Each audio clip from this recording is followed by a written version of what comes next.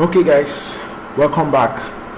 All right, I want to work with this digital agency. Okay, I think we can easily develop content for that. I can easily develop content for this. Okay, so we're going to be picking this digital agency starter site. Okay,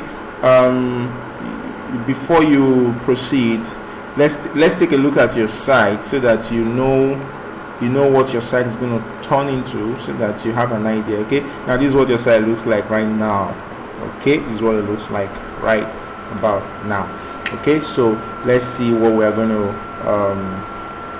be turning this into. Okay, so once you find your theme, your preferred theme, just click on it. Don't forget the free ones. Okay, just click on it and then find digital agency. Okay, should be somewhere. Digital agency. Okay, all right, that's it right there. Okay, so the next thing you do, of course, this one also has 4 pages. It has an about page, it has the service page, it has the contact page, which you can also update by yourself. Okay, so we're going to be importing this now. So you see import complete sites.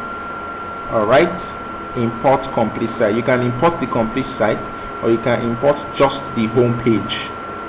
All right, you can import complete site, you can import just the home page. So on this training, we're just going to be working on the home page. Okay, basically the home page is going to have every other thing. All right, it's going to have the most important thing. So if you want to know how to customize and all, you're going to find in the home page. So, but the scope of this class will not be allow us to go through all this. So we're going to just work on the home page. So but if you want to install, I would suggest that you install the complete site. Okay, so we're going to be working on the home page, so I'm going to just import that. Okay, then it said plugins and plugins that are missing. The required plugin will be installed and activated automatically, which is great. All right, so they are going to need this Elementor plugin, but they're going to install it and activate it automatically for us. So I'm just going to click on install.